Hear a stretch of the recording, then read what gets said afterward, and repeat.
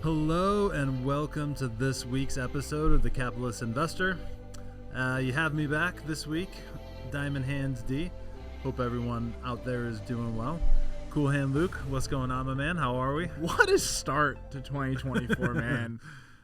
The past 2 weeks, a lot of stuff's been happening. It's a new banger every single day. 2023 we were excited to put that behind us. Yeah. I think we should have stayed in 2023. I think that's what a lot of people wanted.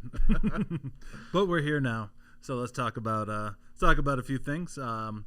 Tony is got a bunch of stuff going on today, so the two of us will handle it. But hey, before we dive in, did you see there's another Cool Hand Luke out there? Did you see this? Oh no! Why? Yep. How? So I was watching sports, and apparently darts over in the UK is a big thing. It's huge. Have you ever? I've watched it. I was at a bar one day and they had it on. Mm-hmm. And it was getting pretty intense. So yeah. I'm just like, I found new love for darts. And I started playing it actually with my buddy. Yeah, it's pretty cool. It's wild. Yeah, people were going crazy. But yeah, it was. I only looked I only heard about it. There was a 16-year-old. Did you hear about this guy? No. Throwing some darts. He made it all the way to the finals of the big tournament over there. It's like a huge kind of like stadium setup, just with like rows of like pub tables. People just going crazy. He's throwing some heat. Oh yeah, he made it all the way to the finals. 16 years old. That's insane. Yep, but Cool Hand Luke Humphreys actually took him down in the finals. I have to go over there and fight him, man. Yeah, you can't be stealing my name like that. I had never thought about going to the UK to watch darts, but it looked awesome. We should like get a dartboard here and just like when we need to take our mind off things, just start playing. We should have like a dart competition. Make it big over here in the Cleveland area. I have one in my basement. Never been used, really. Well, I'm coming over sometime. I'm doing the golf simulator that you have. It's in the golf simulator room, yeah. Yeah, I'm doing the golf simulator, and we're playing darts sometime, man. Awesome. Well, let's do it. But we got a lot to talk about, so kind of a last minute topic. So the SEC, we thought they had proved a Bitcoin ETF. That's been big topic for the last 6 months or so. So we'll hit on that real quick, and then a bunch of lighthearted articles I think that we found. So office vacations hit a record high in 2023. Not shocking there. A record number of CEOs left in 2023. So we'll talk about that. Record bankruptcies as well since 2008, 2009. And Alaska Airlines, that nightmare scenario we saw unfold with part of the plane ripping off. There's an interesting story, sub-story to that, so we'll hit on that real quick. All right, so let's talk about Bitcoin. Yeah. So SEC comes out yesterday, right after the market closes, 4:05 p.m. on Twitter or X, whatever one you want to call it. Yep.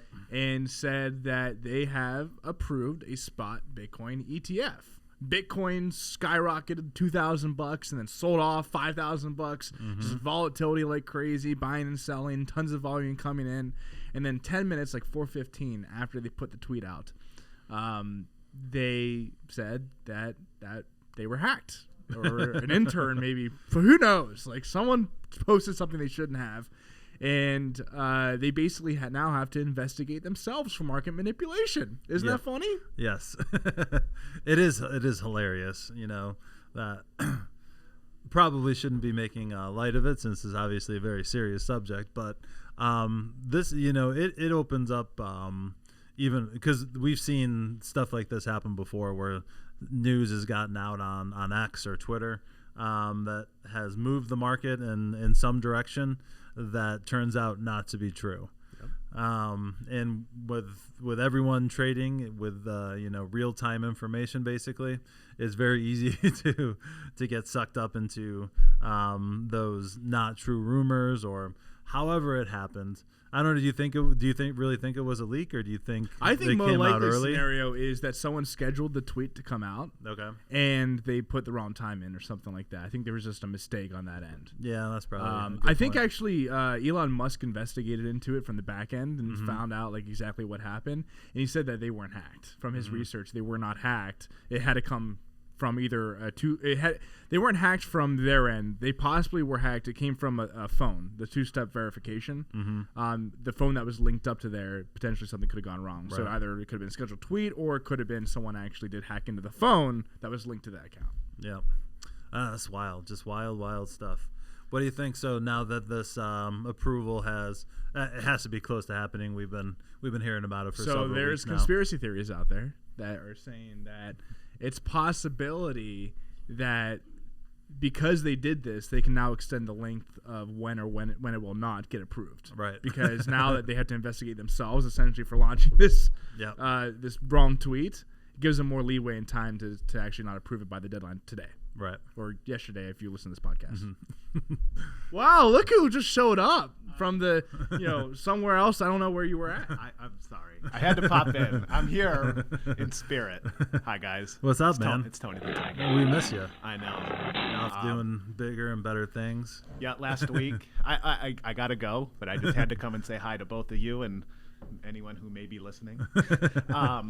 But, man, Nate, what you and I talked, like Luke and I talked about. We got some emails about our stock picking. Oh yeah. Extravaganza. Good God. This is why you have a balanced portfolio. I picked Boeing, and literally the doors are falling off. They're blowing off, man. And then what? Match.com, loves in the air, baby. Yeah. It was funny. It came out the gate 13 plus and finished up 3 or something. Like, man. It's been a volatile start for you, Tony. Volatile start is definitely something to say about it. But anyway, just thought I'd come and say hi, guys. All right. Well, thanks for stopping by. We'll watch those stock picks. I told you I was going to get in here with a cameo. You're getting a little too close to my face, Tony. I don't like it. But no, I think Tony had to come in here because we have gotten some emails actually from listeners of the podcast and clients saying, "Hey, here's some stock picks you talked about last week, and Tony's has been on fire, both good and bad, literally almost on fire, right, with the Boeing thing." So I think Tony had to come in here and explain himself a little bit. Yep. He just can't stay away. He just loves his podcast, man. Yep. All right, well, we'll see what happens with the SEC today, really. So the day before the pod comes out. It's going to get approved. Yeah. I mean, in my opinion, there's no reason not to. And plus, regulatory oversight, whether it's good or bad for Bitcoin, I don't know if it's good or bad. I really don't know if this Bitcoin ETF is good or bad, frankly, because it does put decentralization centralized. It's not really what it's supposed to be. Yep. Right? That's exactly right.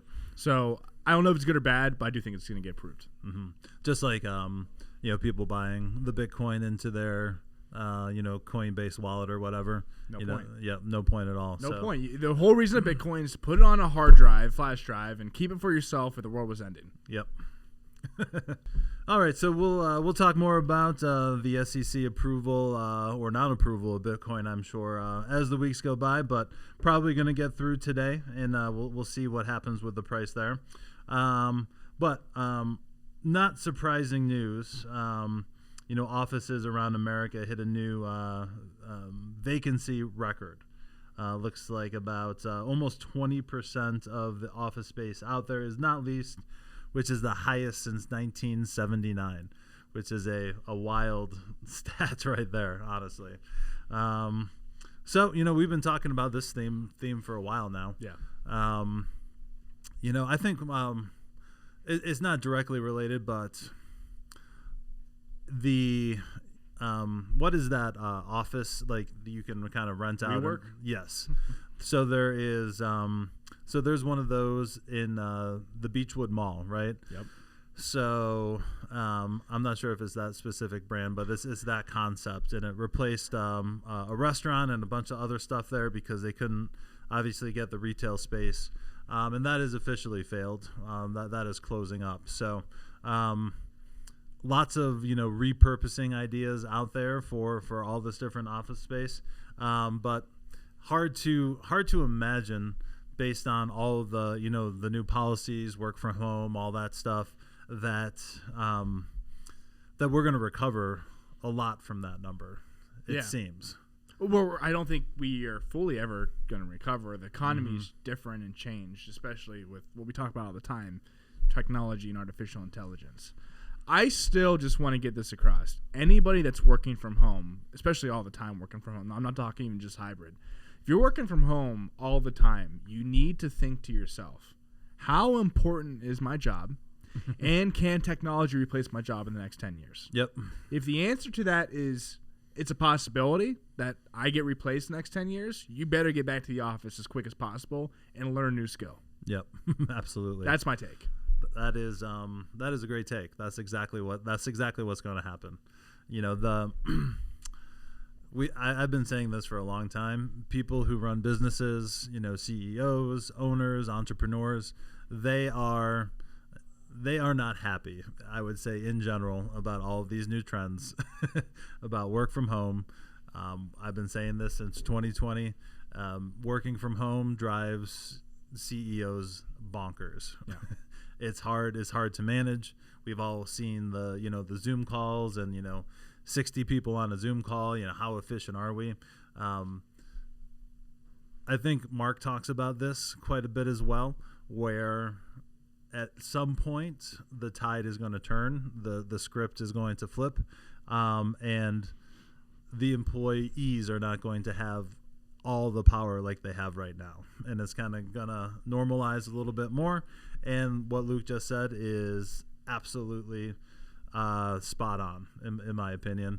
There has to be more. There's going to be a breaking point at some point in the future, and it's probably not going to be pretty. Now, the question for me, Derek, is what happens to all this office space? Because the question isn't whether or not people return back to work; it's whether they get replaced. I think, right? So you have all this office space that will need to be turned into something, or it's just literally going to be sitting there, and someone's going to be left holding the bag, and bankruptcies will tick up in real estate. So, like, what's going to be the repurpose, you think? Warehouses from goods being shipped? What's going to happen? What are these going to be turned into? That's a multi-billion-dollar question, too, because if you can turn these into something that people want to go to and be in, like, there's a lot of money to be made.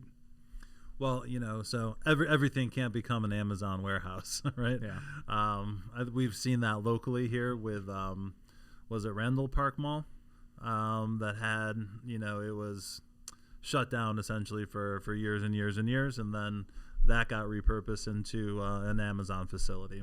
Yep. There's a massive brand new Amazon facility by my house. I drive through it in like Bedford area. And even by the office, one exit down from us, there was a huge shopping center that only Giant Eagle was in, and they completely redid that. And there's a Chipotle over there. That's why I know. Of course, that's the reason. But they are using that as well. So there appears to be demand, at least a little bit. I don't think it's just going to all dry up overnight, dry up overnight. But that is the $1 million question. Yeah. That there's only so much warehousing space and skateboarding parks you can build out. Cloud server warehouses. Yeah.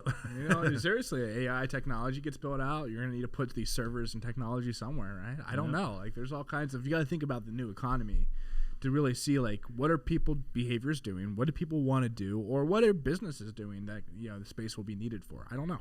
It's an important question. We can maybe dig deeper over the next couple of years on that. Yep, absolutely. That's going to be a huge trend.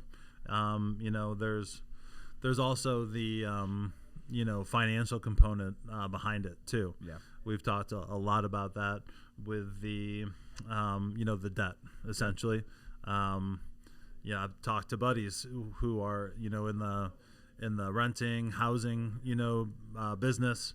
I've got one buddy renting who owns their company owns several apartment buildings in New York City, and all that debt is coming due. And when it does come due and they have to refinance at higher rates, they're going to be marginally profitable at best. Yep. So when all this debt comes due, the banks are going to have a choice, right, to, kind of go hellfire and brimstone, where no one makes money and they're foreclosing on people, or are they going to work with these people to you figure out a solution? it's a lot easier to do that when you have tenants and people, in the building. When they're not in the building, then that's where it becomes a massive problem all at once. All right. So, record number of CEOs left their companies in 2023. A new report finds. So, it looks like 1,170. That seems like a lot. CEOs left their posts in 2023. That's a 50% increase from the prior year. So, what do you think? What do you think on this one, Luke? I think CEOs are taking with the market hitting all-time highs or growing at least last year and doing pretty well, and valuations coming back. I think a lot of CEOs are just saying, well, I weathered the storm over the past 2 or 3 years, and things aren't too bad right now. Let me leave before things actually get bad. Yep. I mean, I think that's just kind of the mentality is everyone was stressed out the past 3 years. When you're running a company, if you're running a company, all the volatility, as in like volatility in the economy, unknowns to the economy. People, I mean, have you seen pictures of some of these CEOs, like in 3 years, how much they've aged? Oh, yeah. Like, people that didn't have wrinkles now have wrinkles. Yep. People that didn't have spots underneath their eyes now have spots underneath their eyes. Like, it's aged people, man. It's aged me. I feel like I'm already going gray. Like, these past 3 years have been crazy, man. Yeah, they really have. They really have. I'd say consolidation as well is probably an additional thing that you could possibly point to, but I think Luke pretty much nailed it on this one. It's Thanks, Derek. Well, things are kind of going okay. There's some money on the table for me if I leave. I think I'm just going to take that and peace on out of here. I'll take my 25, 30 million bucks, whatever it be, 100 million bucks, and do my own thing. Yep. Relax. Enjoy my next 10 years of life, because that's all I've got because I've stressed out so much the past 3 years, right? That kind of mentality. Yep. But I mean, there's just so much more that has been, put on their plate here in, the last couple of years. It's much more difficult to run a business. I mean, also, here's the thing too: is I think a lot of CEOs, I firmly believe this, whether it's good or bad. Some scary things too. There's some bad to it, but you're seeing younger generations step into leadership roles a lot more. I think Like it's no longer the 65, 75-year-old CEOs. Yep. You're now seeing like the 45-year-old, 50-year-old CEOs stepping in, right? It's like you're getting younger when it comes to executive teams, which I don't know if that's good or bad. It's good to adapt to the new economy and understand the new economy because, things are technologically more, driven than they were, for previous generations, but also the experience sometimes is something you had to factor in as well, right? For sure. And I think a lot of younger people, just speaking from my peers and people I know that are in kind of really important roles, a lot of the people I know like sometimes get an ego and they think they know it all. Mm-hmm. And the thing is with being an executive, these executive teams, the mentality they have to have is they have to understand that they don't know everything. They have to rely on a team behind them and important consultants or whatever it be, like, to make sure they make the right decision. So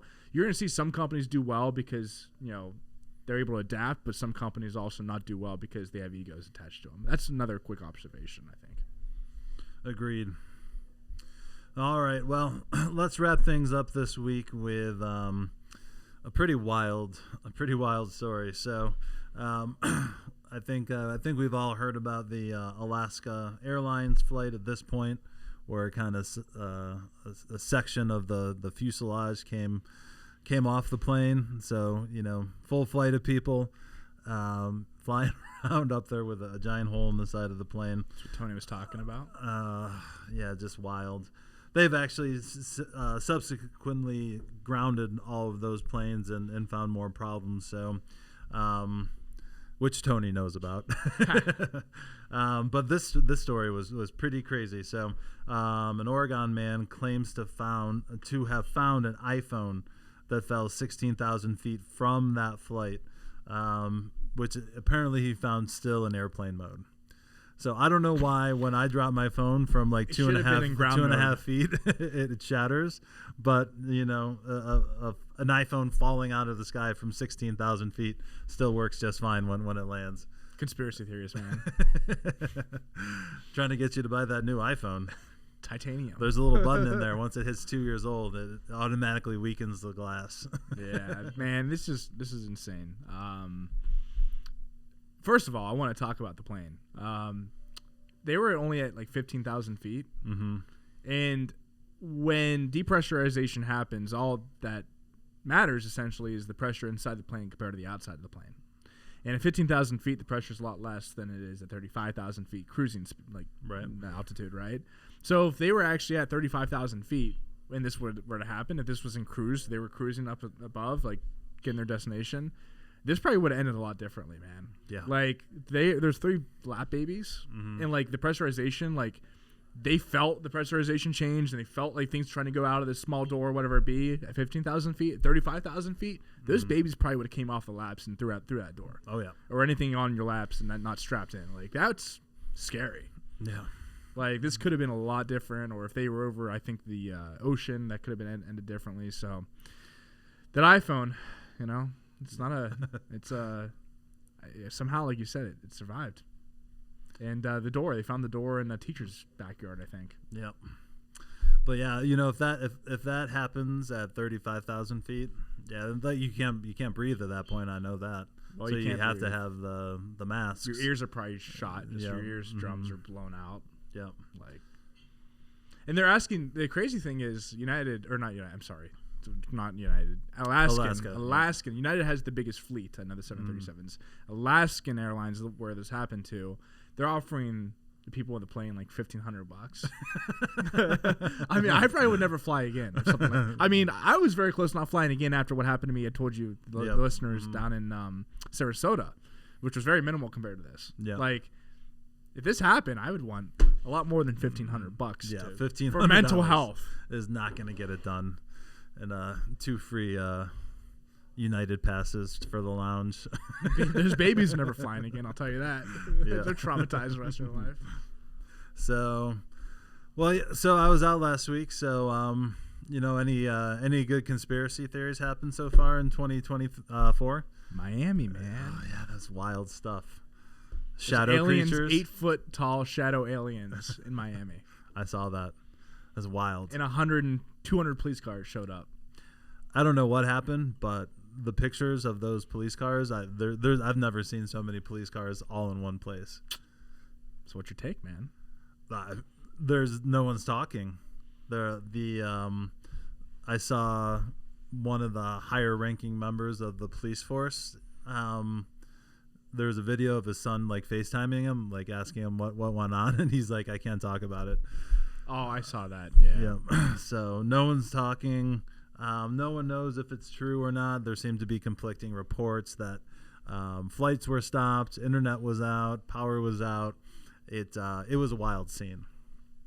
One thing I just can't wait to buy my cabin and just turn my phone off.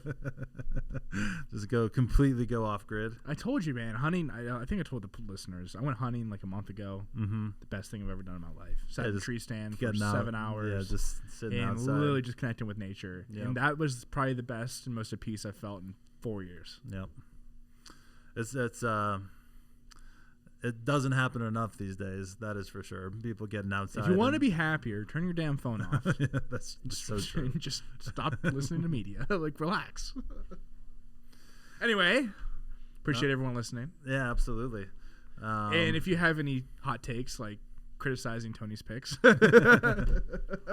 send them in, or any hot topics that you want us to talk about, because this year it has been pretty crazy already. Yep, and he didn't he win the whole competition last year? No. So okay, here's the rankings, official rankings. Mm-hmm. I came in second place by 50 basis points, 0.5%. Oh. Tony came in third place, actually. Oh. So Matt Geary, one of our CFAs, props to him, shout out to him.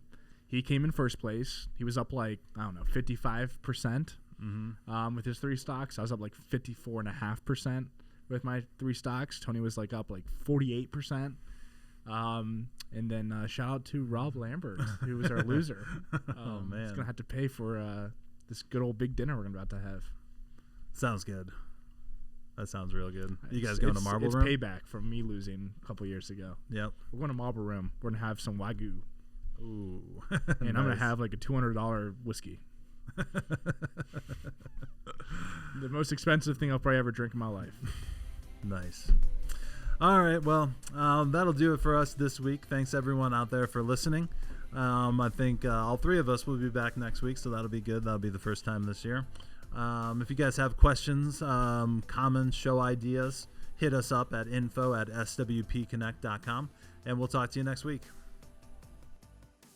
The opinions expressed in the podcast are for general informational purposes only and are not intended to provide specific advice or recommendations for any investment, legal, financial, or tax strategy. It is only intended to provide education about the financial industry. Please consult a qualified professional about your individual needs.